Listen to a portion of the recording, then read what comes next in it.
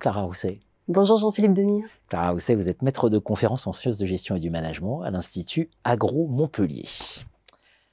Très beau numéro de la Revue française de gestion, organisation et sciences de gestion à l'épreuve de l'Anthropocène. C'est le numéro 315. Dans ce numéro, avec Nicolas Ballas, Université de Montpellier, vous avez commis un article sur la mise en récit de l'Anthropocène, donner une valeur sociale aux dégradations écologiques.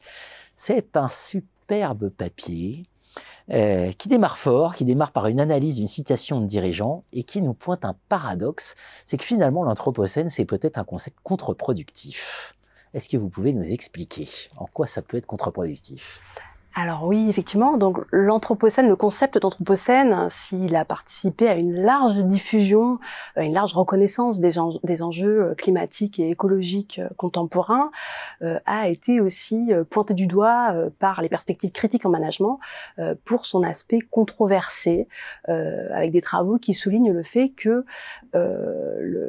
l'Anthropocène, c'est finalement la reconnaissance d'une responsabilité d'un anthropos, d'un humain essentialisé, et donc d'une responsabilité commune à l'échelle de l'humanité vis-à-vis des dégradations écologiques. Donc le pendant de cette responsabilité commune, c'est aussi la dilution des grandes entreprises occidentales, notamment dans ces dégradations écologiques, donc qui pourrait participer finalement à l'engouement autour de ce concept, qui finalement dépolitise ces impacts et ces dégradations environnementale. Bien sûr, pour faire simple, un individu qui pollue, etc., c'est pas tout à fait la même chose qu'un mastodonte organisationnel avec ses chaînes de valeur éclatées mondiales, qui par son activité va effectivement avoir une empreinte sur le climat, sur la planète considérable. Donc, absolument. Certains d'ailleurs préfèrent parler d'organocène aujourd'hui plutôt que d'anthropocène, et là, les sciences de gestion et du management sont directement interpellées, bien évidemment. Alors, quand on va sur cette question, arrive un concept, celui de commensuration.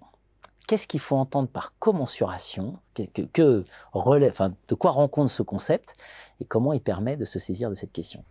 Oui, alors dans notre papier, donc avec Nicolas Ballas, ce qu'on analyse, c'est finalement la fabrique de cette responsabilité collective vis-à-vis des dégradations écologiques à travers l'étude d'une entreprise minière et donc de l'évaluation de ses impacts écologiques dans le cadre d'un projet minier développé en Indonésie.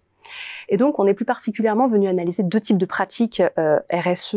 D'un côté, le management des parties prenantes, donc comment l'entreprise intervient auprès des parties prenantes pour obtenir une acceptabilité sociale.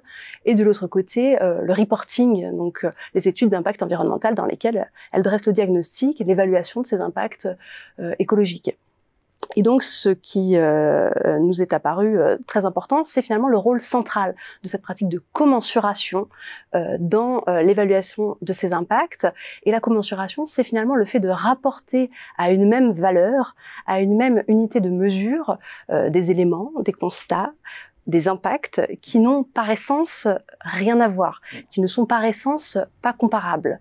Pas le même référentiel. Voilà, qui n'ont pas le même référentiel. Donc, par exemple, cette entreprise minière, dans son évaluation d'impact, elle va rapporter et mettre en équivalence ses impacts écologiques négatifs avec ses impacts sociaux positifs. Donc finalement, la destruction de la forêt protégée, puisque la zone est une forêt protégée, pour la richesse et la fragilité de ces écosystèmes, à la fois sur le plan de la faune et de la flore. Donc la destruction massive, puisqu'une mine à ciel ouvert, c'est une destruction écologique massive. On est sur une déforestation totale, une excavation importante. Donc on est vraiment sur un impact très important. Cette destruction, elle se trouve mise en regard, compensée, contrebalancée par ce que l'entreprise estime être un développement social nécessaire, inéluctable.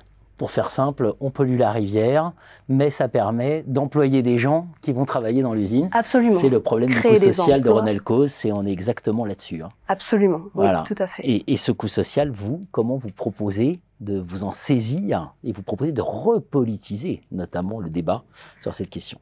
Alors c'est vrai qu'un problème important qu'on constate à travers ce cas, c'est que finalement ce coût, cette valeur sociale, un premier élément, c'est que elle est analysée, elle est produite de manière tout à fait unilatérale. On est finalement sur un acteur économique qui va analyser, qui va démontrer la valeur sociale de son propre projet.